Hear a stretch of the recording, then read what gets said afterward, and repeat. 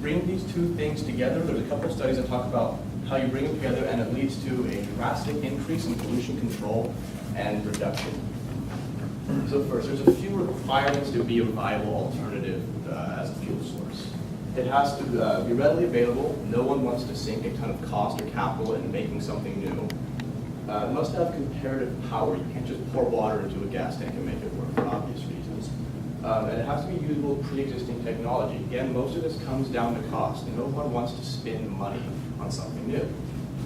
So the first thing I studied, this was a study done in India, where this plant grows natively, by Prasad et al., was on the Jatropha plant. Now they're able to isolate the hydrocarbon oil portion of the seeds, and calorifically, which is a real word, we talked about this, they were able to determine, using a bomb calorimeter, that the seeds have a very comparable energy content, BTU per liter, to that of crude oil. 600 calories per liter is really negligible once it's refined into a real fuel source. Let's talk about methods. The energy analysis was performed as said, the bomb calorimeter, nothing special. Only the hydrocarbon portion of the oil was tested. There is 3 portions, but the first 2 go towards dyes and heating sources. They're not quite as energy rich, so they can't be used as a fuel source for automobiles and other things like that. And on the hydrocarbon portion, there was no refining or other processes. This was just raw oil that was used in a bomb calorimeter. Now let's talk about availability and supply. This plant grows extremely well in poor, arid conditions. Sandy, loamy soil, just the nastiest environment. And that leads to a reduction in cost because you don't have to have some nice greenhouse somewhere. You can just grow this thing in the middle of the desert, more or less. And they're extremely resistant to pests and predation, which means grazing animals will actively avoid these plants due to a poor taste. And funguses and other mites and bugs and stuff, they don't really have any problems, which makes them an extremely viable alternative to crude oil. Each tree provides 4 to 5 kilograms per year, and that means that a 1 hectare plot can yield between 3.5 and 3.8 tons of hydrocarbon-rich oil per year. Now, like I said, no changes to existing technology, which keeps costs down, which is, in the eyes of the auto and oil industry, is the paramount issue here is cost. It's easily refined the same way. You don't have to modify refineries at all. It is just an exact substitute for crude oil. And in the long run, it's cheaper, which is, again, the most important issue to these bigwigs in these corporate industries. Now, engines are going to have to improve, on the other end of the spectrum, I should say, engines are going to have to improve. To go into the future, you're going to have to make more power because that's what people want, and you're going to have to reduce pollution. And they're going to do this by using more efficient materials, and we're going to go over that in a second, as well as specifically formulated injection and ignition patterns.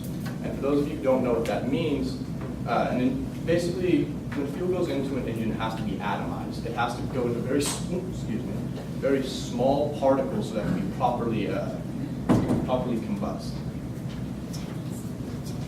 Now, the first thing we studied was compacted graphite enhanced iron, which is recently, in the past 5 years or so, been mass-produced and cast into bottom-end components like crankshafts, connecting rods, and pistons in some cases, and engine blocks that you see here.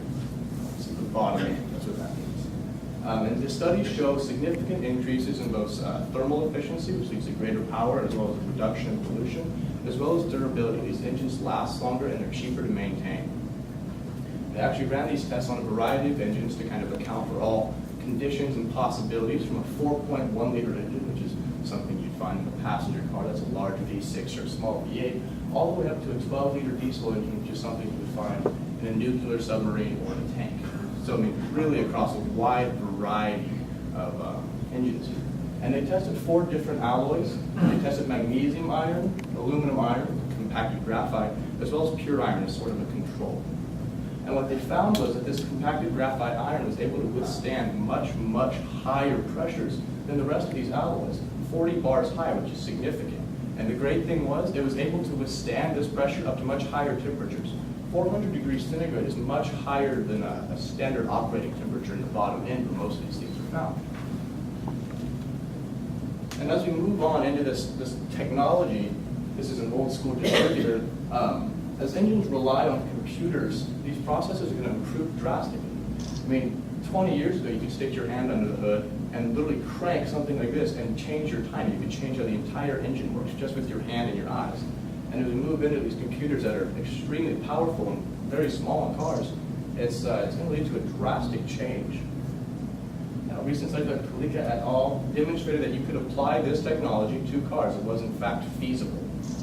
And they experimented with single and triple injection, which means 1 injection per cycle or 3 injections per cycle for combustion event. And they experimented on multiple types of diesel fuel, in this case ethanol blended, from 10 to 15%. They manipulated the injection duration, which is basically how long the injection event lasts for, as well as the injection angle. For the triple injection, they had injections at 55 degrees before top dead center, 65 degrees, and 75 degrees. And when I say top dead center, when the piston reaches the top, that's considered top dead center. And for the single injection event, it was 55 degrees.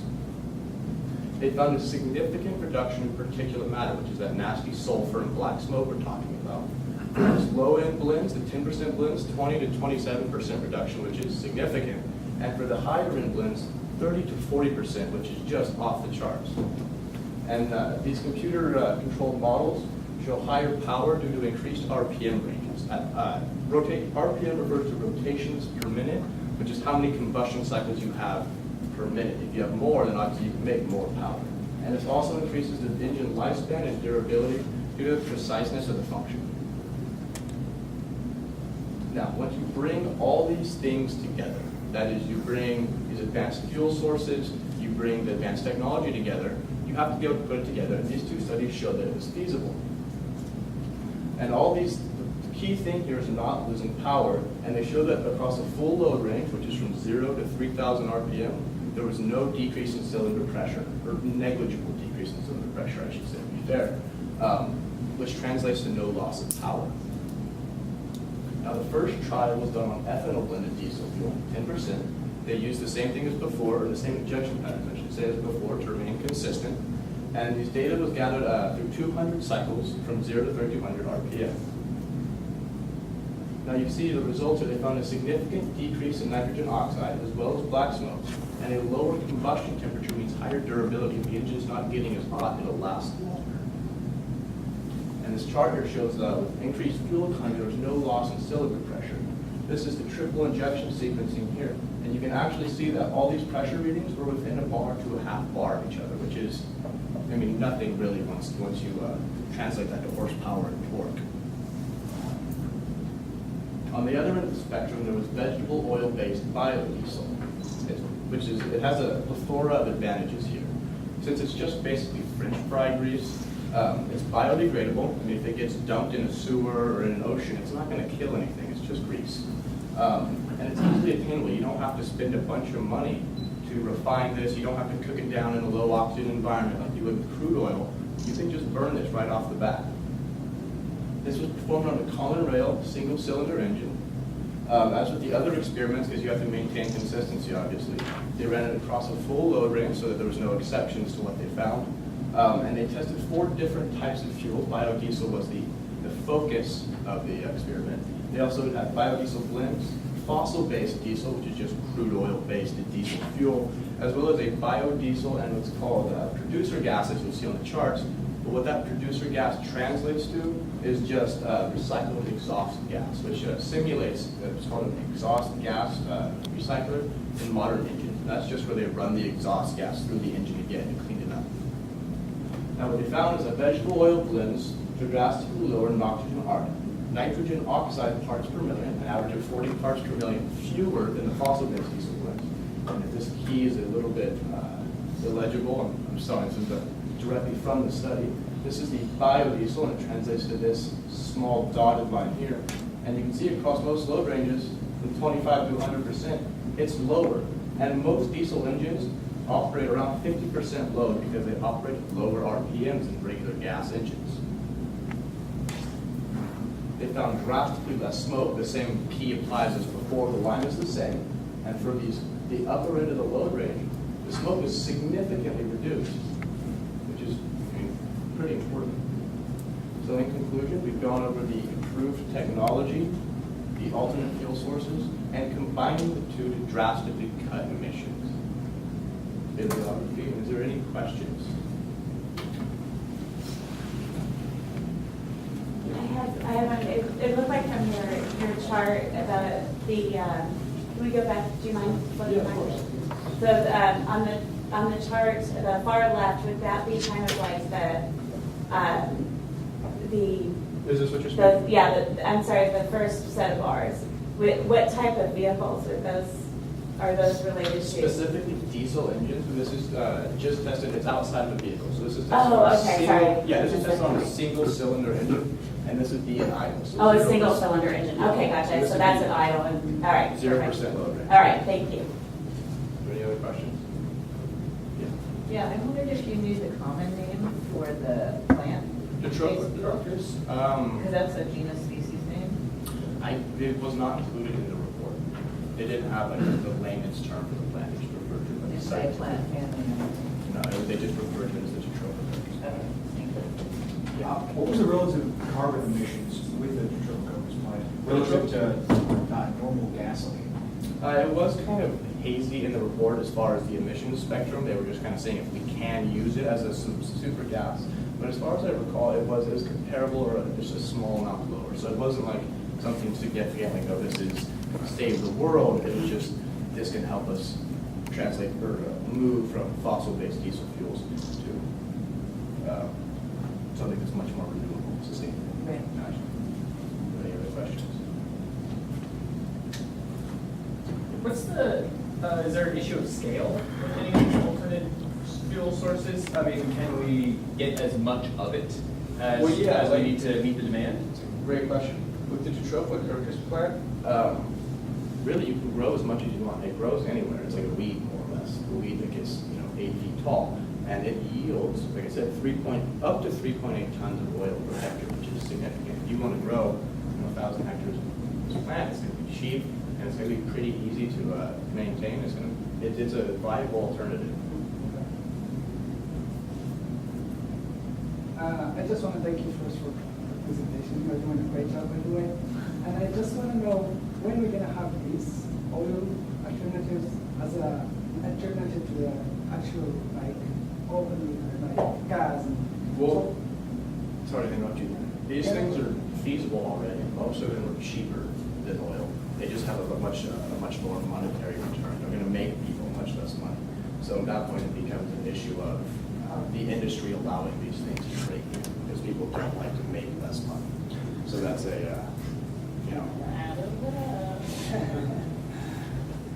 And you can put these things straight into like the engine you have now. Yeah, so like with biodiesel, especially the vegetable oil based or ethanol based, you can burn that in a regular diesel engine. Like you can Regular diesel engine. Okay. Yeah, these biodiesel and ethanol blended diesel Gotcha. only operate at higher compression ranges. Anybody else? I just want to ask if any country they try to make it as to make it disposable to people, to economic people, or it's never being tried to doesn't actually. Well, because the thing is, most of these oil companies are privately held. You're not going to see many government-held oil companies. But in communist countries, which is not a very common economy, the private interest is going to be based on money. So they're not going to offer something like this. Do oil companies invest in electricity alternative source fuels? That's kind of that wasn't really within the scope of the report, but many of these companies invest in whatever's going to make the most money.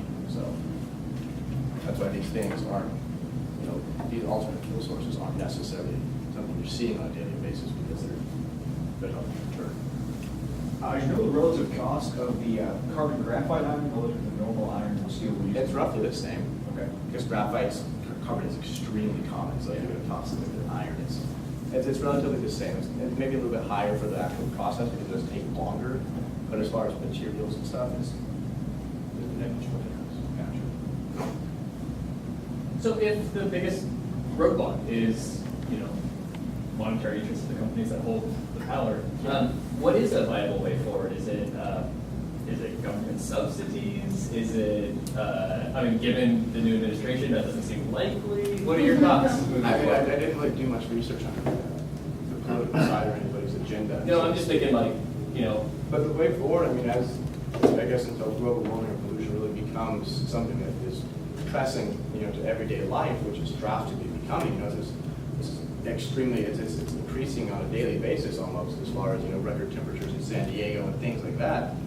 Within the next 10 to 15 years, these things are going to become, they'll be in your face, and at that point, people are going to start investing in alternate sources.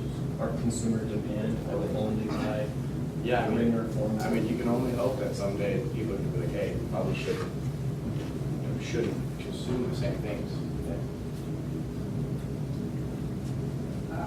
I really don't have like that knowledge in science. Anyway, they're really easy for me to understand everything. But I just want to know, is those alternatives has like zero like effects on the environment or less? Not necessarily zero because they're not carbon neutral. So there's still going to be carbon coming out, and there's still going to be obviously some pollution. The goal at this point, without completely ruining profits and stuff like that, is just to reduce pollution considerably. So we're not going to completely stop global warming or the emission of pollution. You're just trying to slow it down to a manageable level. I was just going to say, in response to a question over there, I heard you're asking whether this is, whether people are going to make this available. And to me, I've been reading a book about how the key to some problems in business is they'll have these problems within the company, and the problem ends up not being the people, because people are generally pretty good about making correct decisions and doing whatever their task is. The problem is you might have to change the game. So what I'm hearing a lot from you is that money is kind of the issue right now. So I think maybe to change the game, we would have to change the purpose of life, really. I mean, as far as change our money, like maybe our money would have to change towards your value is based on how much you contribute to sustainability in the world. So there would be a lot that have to change, but I think that's one viable thing, is that the whole goal of, you'd have to change the name of the game. Is the name to get money, or is the name to make the earth sustainable? And I think that's one of the things that would have to be changed to.